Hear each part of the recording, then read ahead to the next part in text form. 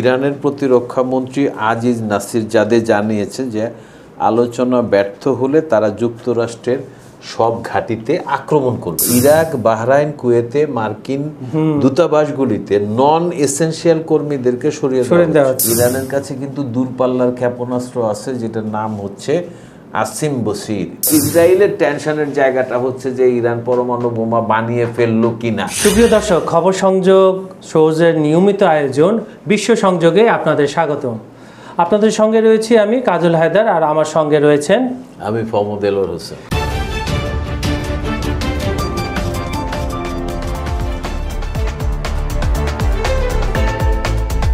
সেই প্রাক ঐতিহাসিক ইরান যুক্তরাষ্ট্র পরমাণু আলোচনা সে চলছে। বিশেষ করে 2024-এ ট্রাম্প যখন দ্বিতীয়বার নির্বাচিত হয়ে ক্ষমতায় আসলেন, তখন উনি যে কাণ্ড কারখানাগুলো করেছেন তার মধ্যে এটা একটা খুব গুরুত্বপূর্ণ কারখানায় আমি বলবো কাণ্ড কারখানা, কারণ উনি তো জানো ব্যবসায়ী, আপনার ভাষায় পাগলা রাজা, কখন কি করেন কখন কি বলেন, কিন্তু উনি ফোকাস থাকে মূলত ব্যবসা। এই সংক্রান্ত নিয়ে তো ষষ্ঠ আলোচনা নিয়ে অনেক ধোঁয়াশা, এর মধ্যে দুই দেশেরই পাল্টাপাল্টি অভিযোগ আসছে। এর আগে আবার আন্তর্জাতিক যে IAEA আছে, যে আপনার পারমাণবিক শক্তি সংস্থা, তাদের একটা বৈঠক হওয়ার কথা, পর্যবেক্ষক, তারা যে মানে পরীক্ষা নিরীক্ষা করে বা যে তথ্যটা পেয়েছিল তাদের কাছে, সেইটা আপনার উপস্থাপন করবেন। ইরানের উপরে কিছু বিধিনিষেধ নতুন করে আসতে পারে, তো এটা নিয়ে সর্বশেষ আমি বললাম, বাকিটা আপনি। সর্বশেষ যেটা বিষয়টা হলো, এটা নিয়ে কথা বলা জরুরি হয়ে গেছে। কারণটা হচ্ছে যেটা যে এই আলোচনা বা এই মিটিংয়ের একটা লেটেস্ট আপডেট হচ্ছে, ইরানের প্রতিরক্ষা মন্ত্রী আজিজ নাসিরজাদে জানিয়েছেন যে আলোচনা ব্যর্থ হলে তারা যুক্তরাষ্ট্রের সব ঘাঁটিতে আক্রমণ করবে। এটা বলছে ইরানের প্রতিরক্ষা মন্ত্রী, এবং ইরানের কথাকে কম গুরুত্ব দেওয়ার কিন্তু কোনো কারণ নাই। আচ্ছা, এমন একটা জিনিস দেখেন, সেটা হচ্ছে যে এইটার যে রিয়াকশন সেটা হচ্ছে যে ইরাক, বাহরাইন, কুয়েতে মার্কিন দূতাবাসগুলিতে নন এসেনশিয়াল কর্মীদেরকে সরিয়ে দেওয়া হচ্ছে, নির্দেশে ফেরত নিয়েছে। পরিবারের জন্য তারা সময় দিতে পারবে, তাদেরকে মানে যেগুলি খুব বেশি ইম্পর্টেন্ট না, জরুরি না, সে সমস্ত কর্মীদেরকে সরিয়ে নেওয়া হচ্ছে। তার মানেটা কি? ইরানের এই হুমকিটাকে তারা সিরিয়াসলি নিচ্ছে। ইরানের কাছে কিন্তু দূরপাল্লার ক্ষেপণাস্ত্র আছে, যেটার নাম হচ্ছে আসিম বসির, এবং এই ক্ষেপণাস্ত্র 1200 কিলোমিটার পর্যন্ত দূরত্বটা কভার করে।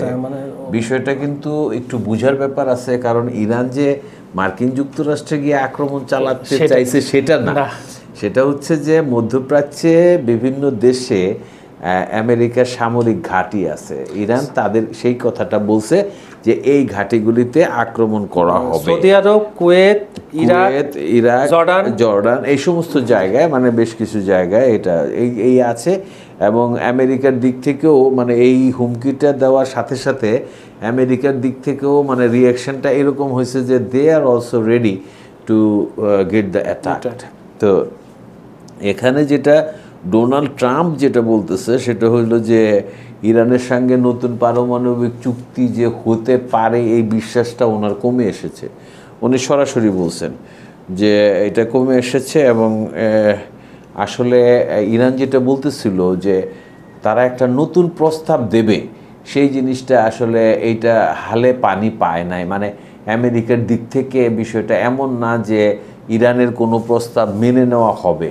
তো যদি এটা এরকমই হয় যে ইরানের প্রস্তাব মানা হবে না, তাহলে ইরান সেই প্রস্তাব হয়তো রাজনৈতিক কারণে করতেও পারে, বলতেও পারে যে এইভাবে যদি হয় তাহলে আমরা চুক্তিটা করতে পারি। ইরানের যে এই যে প্রস্তাবনা আছে এটা এখনও প্রকাশ্য হয় নাই, কিন্তু যতটুকু জানা গেছে সেটা হচ্ছে যে ইরান তার উপরে আরোপিত সমস্ত অবরোধ, বিভিন্ন ব্যাংকিং লেনদেনের উপরেও কিছু এম্বার্গো দেওয়া আছে, সেগুলি উঠায় নিতে হবে। তার সাথে বাণিজ্য করার ব্যাপারে নিষেধাজ্ঞা আছে, এই বিষয়গুলি তো মানে উঠায় নিতে হবে। সমস্ত রকম উঠায় যদি নেয়, তাহলে আরেকটা ইম্পর্টেন্ট হচ্ছে ইসরায়েলের যে পারমাণবিক, ইসরায়েলের যে পারমাণবিক কর্মসূচি নিয়ে বা তাদের পরমাণু বোমা আছে কি নাই এটা ক্লিয়ার করে বলতে হবে, এবং সেখানেও নিরস্ত্রীকরণের বিষয়টা এনশিওর করতে হবে। এই জাতীয় বিষয়গুলি মেনে নেওয়া আসলে পশ্চিমা বিশ্বের পক্ষে হজম হবে না, এটা মানে প্রতিনিধিত্ব করতেছে আমেরিকা, তাদের পক্ষে সম্ভব হবে না। একটা জিনিস কিন্তু এখানে ক্লিয়ার হয়ে গেছে, সেটা হচ্ছে যে আসলে এই চুক্তিটা জরুরি হচ্ছে ইসরায়েলের জন্য। ইসরায়েল যদিও প্রকাশ্যে আসতেছে না, কিন্তু এটা হচ্ছে শুরুর থেকেই বোঝা যাচ্ছিল, আমরা শুরুর থেকেই বলেছিলাম যে ইসরায়েলের টেনশনের জায়গাটা হচ্ছে যে ইরান পরমাণু বোমা বানিয়ে ফেললো কিনা। কারণ তারা এই মধ্যপ্রাচ্যের এই অঞ্চলে একচ্ছত্র যে সন্ত্রাসটা কায়েম করতেছে, ঈদের পরের থেকেও মনে হয় যে তারা আক্রমণ জোরদার করছে। ঈদের দিনেও তারা প্রচুর, ঈদের দিনেও তারা হামলা করে, হাসপাতালেও হামলা করে।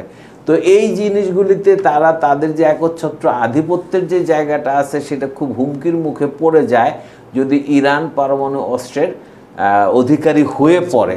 তো ওই টেনশনটা আছে, যদিও ইরান সবসময় বলছে যে আমরা সেটা পরমাণু সমৃদ্ধকরণ কর্মসূচি হচ্ছে মানব কল্যাণের জন্য করি।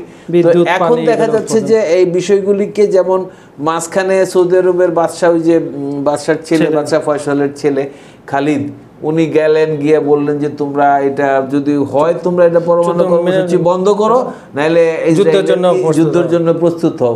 তো ইরান দেখা গেল দ্বিতীয়টাই বাইছে নিচ্ছে, যে যুদ্ধের জন্যই তারা প্রস্তুত।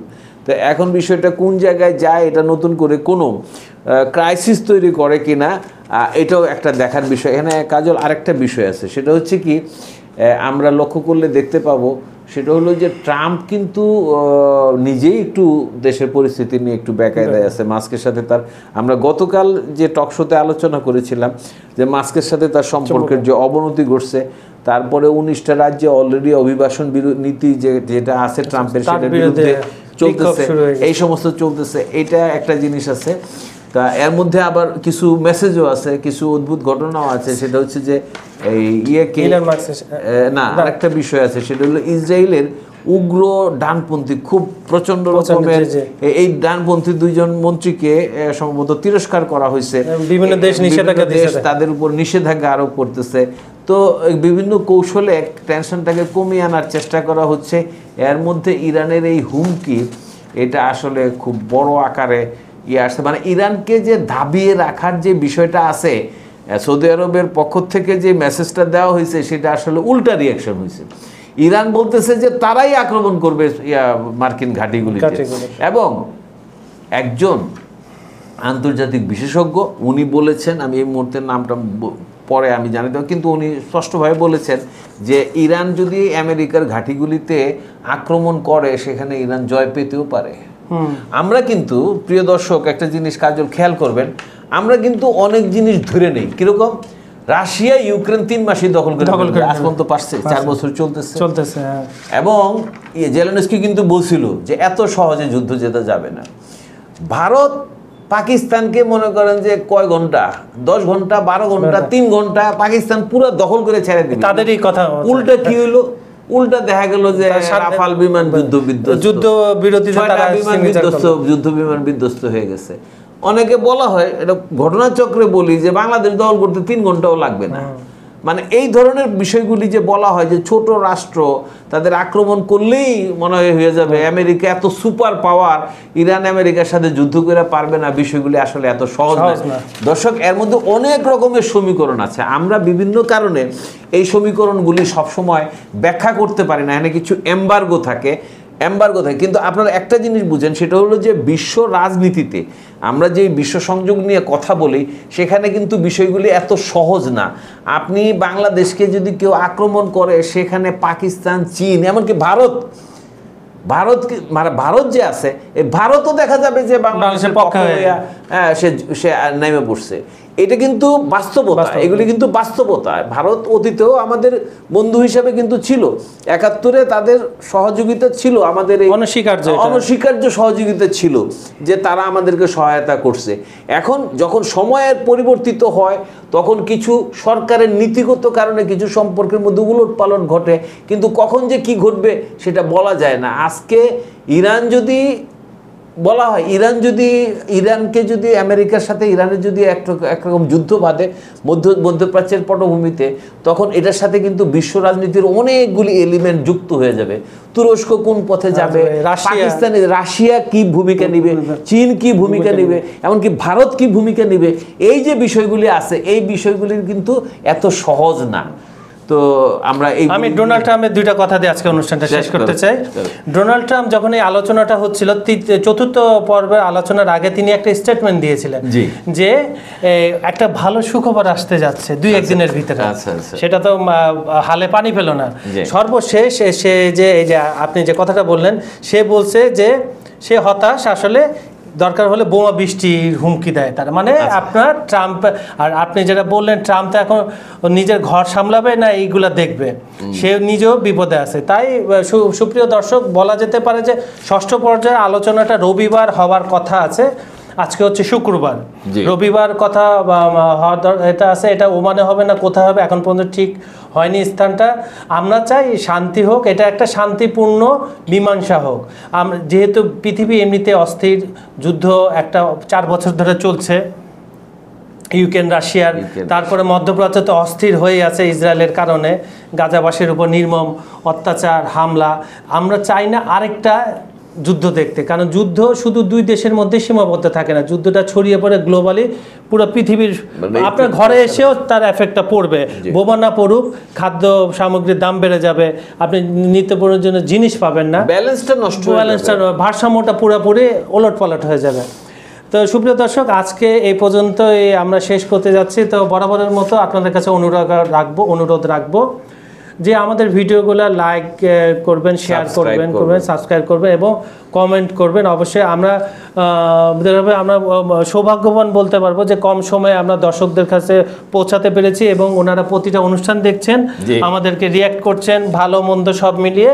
তো ভবিষ্যতেও এটা আপনাদের কাছ থেকে আমরা আশা করছি। এই আশাবাদ নিয়ে আজকের অনুষ্ঠানটা এখানে শেষ করছি। ধন্যবাদ, সবাই ভালো থাকবেন। ধন্যবাদ।